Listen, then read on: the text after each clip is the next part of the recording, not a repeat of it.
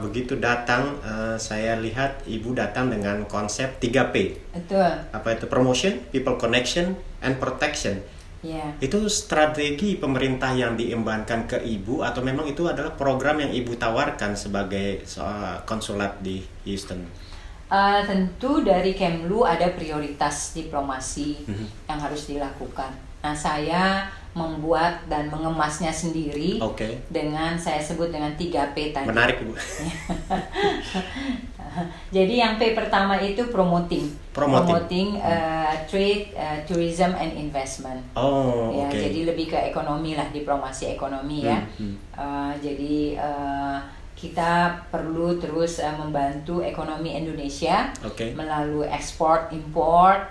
Ya, kita ingin mendorong ekspor lebih banyak ke Amerika Serikat ini. Kita juga ingin lebih banyak menarik orang Amerika untuk invest di Indonesia. Betul. Termasuk di tourismnya, kita berharap makin banyak wisatawan dari Amerika ke Indonesia. Betul. Jadi program yang the first P itu adalah promoting trade, tourism, and investment. Memang kalau kita lihat dari data sumber dari US trade Census Bureau, surplus is in our side. Surplus in our Indonesia side. dengan Amerika itu surplusnya di kita dari 2019 dan 2020 juga surplusnya di kita, tapi memang mengalami penurunan untuk 2020 ini karena memang COVID dan sebagainya, itu juga mengakibatkan surplusnya tetap di pihak Indonesia tetapi menurun. 2019 itu surplusnya 12 billion US dollar. 12 billion. Wow. Ya. 2020 ini kita masih nunggu data yang terakhir, tetapi kuartal ketiga kalau saya nggak salah sekitar 8 atau 9 billion US dollar. Surplus di pihak kita. Nah, dengan Amerika ini Indonesia punya tempat tersendiri. Yang pertama, baru-baru ini kita baru mendapat GSP. GSP itu General System Preference. Jadi dalam perdagangan Indonesia dengan Amerika, kita diberikan tarif khusus. Ada listnya banyak sekali ya. Barang-barang mana saja yang kalau kita ekspor dari Indonesia itu ada yang mendapat zero tarif, ada yang jadi tarifnya is a very special tarif. Walaupun surplus di pihak kita. Betul. Sementara Amerika dengan India sekarang sudah dicabut GSP-nya, sehingga harus diterapkan GSP yang umum, tarif yang umum, ya. Kalau Mas Rio ngikuti kemarin itu kan ada perang dagang Indonesia Amerika dengan Cina. Amerika dengan Cina. Beberapa produk dinaikkan tarifnya jadi 30% misalnya. Nah, dengan Indonesia, Amerika ini saya pikir sangat dekat ya hubungannya dan sangat kuat. Kita pertama tadi di sektor perdagangan, kita mendapat GSP facility, tarif kita ada yang zero, ada yang very small tarif. Ini kesempatan buat Indonesia, pengusaha Indonesia untuk semakin banyak ekspor ke Amerika. Benar. Karena fasilitas itu diberikan oleh Amerika Serikat.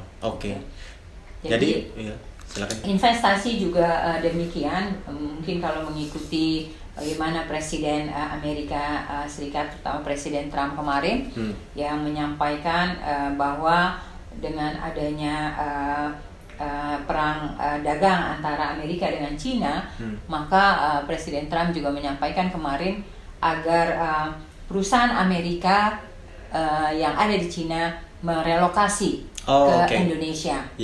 Dan yang terakhir kemarin ini kita mendapat, kalau nggak salah saya, 750 million US dollar dari Amerika Serikat. Jadi memang selama COVID ini Mas, Amerika juga membantu sebanyak 1.000 ventilator. Ventilator dikirim ke Indonesia secara umum ya? Secara umum. Nah ini Amerika sudah membuka salah satu program, istilahnya tarif yang cukup baik untuk pengusaha Indonesia mengeksporkan barangnya ke Amerika. Tapi sebenarnya apa sih kendala pengusaha-pengusaha Indonesia untuk mereka mau lebih ekspor banyak ke Amerika? Kendala utamanya apa, Ibu? Kendala utamanya pertama tentu harus mengikuti regulasi yang ada di Regulasi. sini. Ya. Terutama kalau kita mau mengekspor barang makanan. Oh, oke. Ya, makanan, agriculture product dan sebagainya. Ini kan ada FDA. Oh, Food betul. and Drug Administration yang mengatur bukan hanya untuk Indonesia tetapi secara umum semua barang-barang ekspor terutama yang makanan, obat-obatan. Seperti kalau di Indonesia BP POM-nya lah. BP POM. Ya, oke. ya Badan Pengawasan Obat dan Makanan ya. Iya. Karena di sini ini untuk public safety itu sangat tinggi. Betul. Sehingga persyaratan untuk masuk makanan dan sebagainya itu dokumennya, kemudian juga sertifikasinya, kontrolnya dan sebagainya itu memang cukup ketat. Oh, Jadi oke. itu yang memang harus diikuti oleh eksportir kita. Tetapi sebetulnya kalau untuk pakaian, kemudian juga untuk footwear, sepatu itu udah banyak masuk ke banyak Amerika, ya? iya. Dan untuk rubber juga banyak. Kemudian juga untuk yang spare part untuk elektronik, Oke. ya itu keunggulan kita. Oh, keunggulannya. Ada 5 ekspor yang menjadi keunggulan dari Indonesia ke Amerika Serikat tadi yang saya sebutkan diantaranya itu ya. Oke, Tadi oke. ada apparel, kemudian juga footwear, lalu rubber, kemudian juga spare part untuk electronics. Iya. Itu juga kita masuk ke sini. Oke. Dan itu untuk para pengusaha-pengusaha yang ada di Indonesia mudah mengakses informasi itu, Ibu ya? Oh iya, kita makanya sering melakukan salah satu kegiatan saya juga adalah empowerment. Empowerment. Ya, empowerment diaspora yang ada di sini melalui informasi-informasi yang terkait dengan regulasi di Amerika Serikat. Dan kami juga kerjasama dengan sekolah ekspor di Indonesia. Sekolah ekspor. Ya, jadi oke. teman-teman yang ada di Indonesia yang punya bisnis itu kita edukasi. Oh, Kita edukasi bagaimana memasukkan barang ke Amerika Serikat, bagaimana regulasinya dari FDA. Lalu kalau misalnya bagaimana pengirimannya. Jadi Mas juga bisa membantu nanti pengiriman barang dari Indonesia ke Amerika ini seperti apa. Iya, iya. Termasuk juga kami juga mengundang dari Port of Houston Port untuk of Houston. menjelaskan ketika sampai barang ke Amerika, terutama karena Texas ini kan di Port of Houston ya, Iya. itu apa saja yang akan diinspeksi, Oke. supaya mereka bisa prepare kalau mereka mengirimkan barang ke sini. Betul, betul. Minatnya memang banyak sekali dari Indonesia, terutama untuk handicraft, Handicraft. kemudian juga pakaian, kemudian juga produk-produk makanan, tetapi memang harus regulasinya itu tidak mudah ya. Betul. Ini yang harus saya kira di Indonesia harus dibantu para UMKM kita untuk bisa mereka memahami apa saja yang harus disiapkan dan juga harus bisa melihat demand-nya apa yang dibutuhkan di sini. Oke. Gitu. Dan inilah peran diaspora Indonesia yang ada di Amerika Serikat ini yang juga bisa membantu para UMKM kita di Indonesia. Kalau kami di KJRI kan lebih pada memfasilitasi. Benar. Ya, kita nggak bisa langsung bisnis, tapi kita memberikan fasilitasi baik itu informasi, kemudian juga peluang-peluang apa yang ada,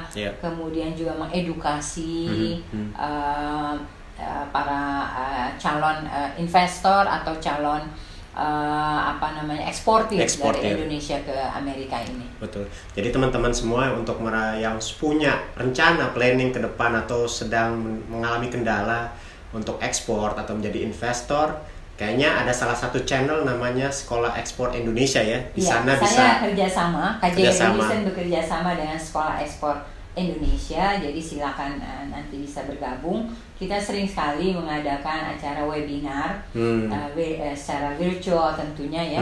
Jadi yang menarik ini Mas Rio, selama COVID ini sekarang kan sudah borderless ya. Jadi kita bisa meng-outreach dimanapun para counterpart, kemudian juga masyarakat Indonesia maupun juga masyarakat asing untuk bisa connecting dan networking. Jadi ada blessing in disguise juga. Blessing in disguise. Jadi untuk teman-teman nih emang informasi ini sangat menarik juga, khususnya untuk pribadi saya sendiri. Terus kita mau kembali nih ke tempat Ibu sedang bertugas dan akan meninggalkan Houston. Apa sih Bu rasanya menjadi orang nomor satunya di selatannya Amerika, 10 state loh Ibu, sama ada 2 kepulauan, membawahi 20.000 warga negara Indonesia. Apa Bu rasanya? Rasanya pertama tentu ini satu amanah ya. Amanah Buat saya. Soal do my best, saya selalu ingin kalau bisa saya punya manfaat buat orang lain. Itu kehadiran saya mudah-mudahan bisa memberi manfaat buat warga yang saya naungi. Betul. Tadi yang protection of Indonesian citizen itu ya, P yang kedua sebetulnya people to people connectivity. People to people. Ya. Saya banyak dengan universitas, jadi one of my priority dalam tugas saya adalah saya sebut edu diplomacy. Education diplomacy. Jadi I go to universities explain to them mengenai perkembangan Indonesia dari sisi sistem politik, ekonomi Indonesia, social culture dan sebagainya. Nah, yang P ketiga itu protection of Indonesian citizens.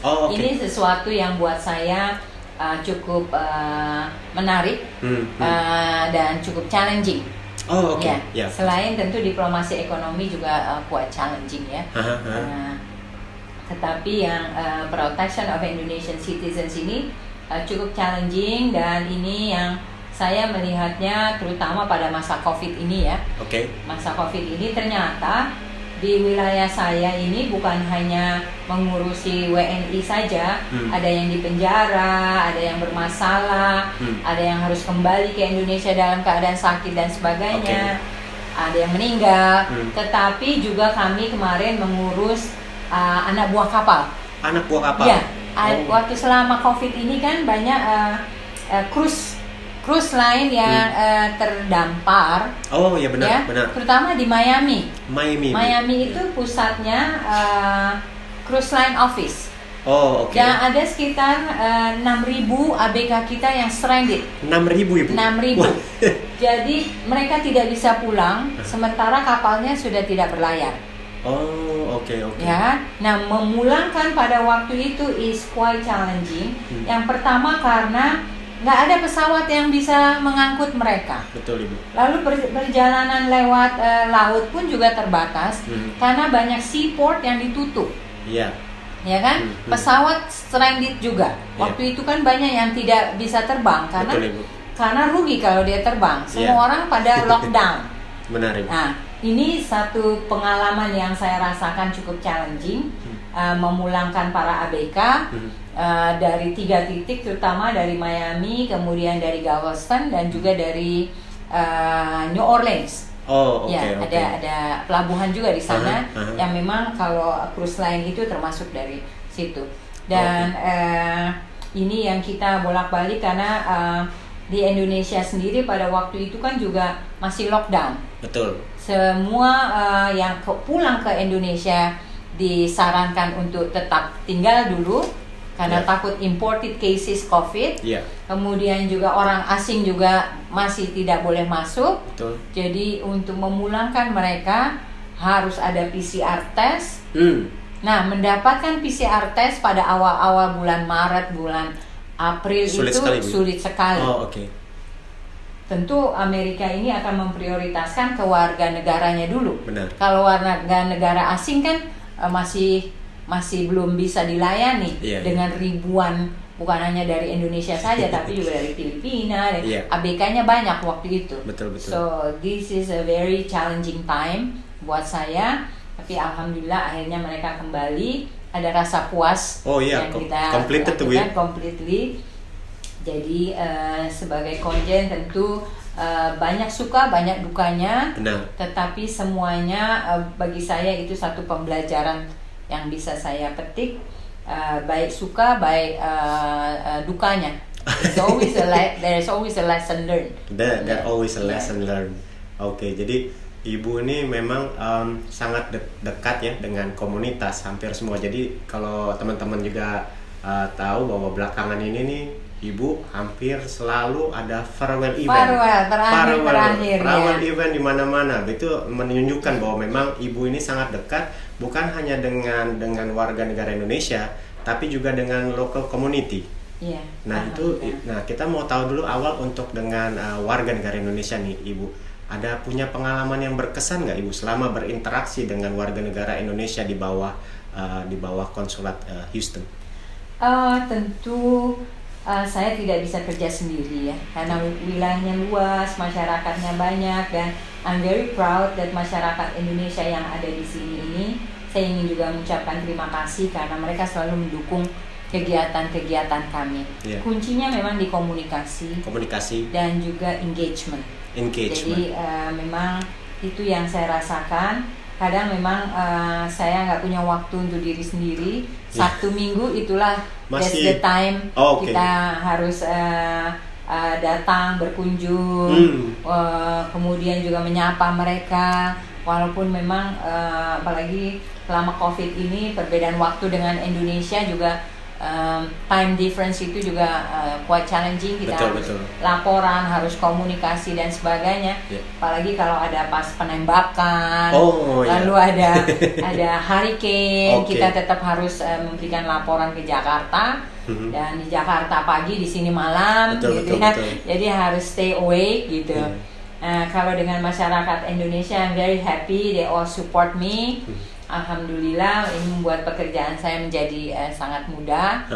Paling tidak kami bisa berada di antara mereka, karena saya kan juga manusia biasa ya. Saya perlu support mereka, dukungan mereka, dan juga apalagi saat-saat sulit ketika saya mendapat kecelakaan kemarin.